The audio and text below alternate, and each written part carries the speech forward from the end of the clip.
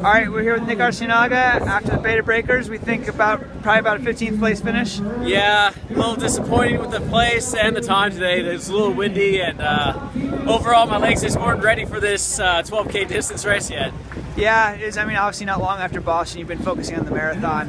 Yeah. How'd the race go for you as far as when were you with the lead pack? When did you fall off, kind of thing? I think I was with the leaders for about a mile, and then they just started ratcheting down. I couldn't get the faster turnover. There was a point where there was about 10-meter gap between us, between miles 1 and 2. I'm like, okay, I need to close this gap so the headwind doesn't I can do less work when I'm in the pack, and I just couldn't close that space. And then we got to the uphill, Hayes Hill, around 2.5 miles, and I was just gone. I just couldn't catch up, and I probably stayed in the same position for the rest of the race from there, and just kind of not really settled. I just couldn't pick up the pace at all from there. What'd you think about the course? Obviously it's kind of crazy with that huge uphill at mile 2, and then you have all the downhill at the end. Yeah, I was hoping to be able to utilize the downhill. I feel like I'm a better downhill runner, but once I got to those downhills, I just wasn't making up any space on anyone, and a couple of the other American guys, they cut up to me, and we were working together for a little bit through the park, through Golden Gate, and then they took off, and we all ended up catching Sean Forrest, and then I was caught by another guy, Chris Chavez, right at the finish, and I don't know, my legs just weren't ready for this race, like I was saying, so it wasn't that great of a day for myself. You're doing a ton of racing though. Obviously you did New York City, then you did the U.S. champs, marathon champs. You won second American at Boston, and now you're doing Grandma's coming up, right? Yeah, Grandma's coming up. That's the plan. I'm going to talk to my agent today just to confirm. The race wasn't terrible today. I still ran about marathon pace for 12K, which on this course with the headwind I still feels pretty good 4 weeks after a marathon. So next race up will be Grandma's, and hopefully get out there and go for a win.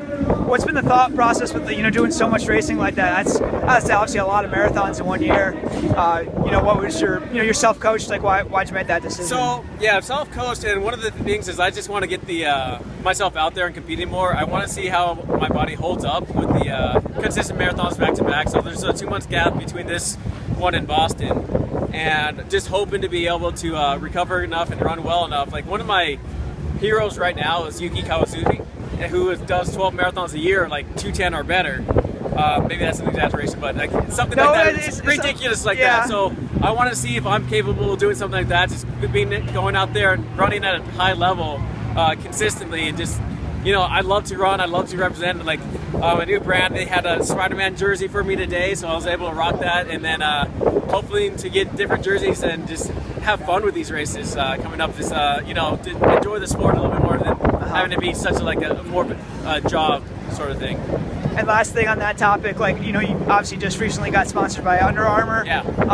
They're not known as a big running brand. How have you liked that transition? How do you like their shoes? How's it going there? Yeah, the shoes are great. They are 211 shoes now, so they definitely hold up well enough for a marathon. I almost ran a PR in them, and then the company in general, they brought me out to Baltimore to their headquarters. I got to meet everybody from apparel, footwear, accessories, just all the people who are building the shoes, and they involved me in the process of development for the next few years and asking my opinion and what to do. And I've never been involved with a company like that before, where they actually valued my opinion. So I'm very excited to work with them, and I don't know, everybody on the Under Armour team is very excited to work with me. So I'm really happy with the new sponsorship, and very excited going forward for the next couple of years. All right, great. Well, great job today, Nick, and good luck at Grandma's. Thank you.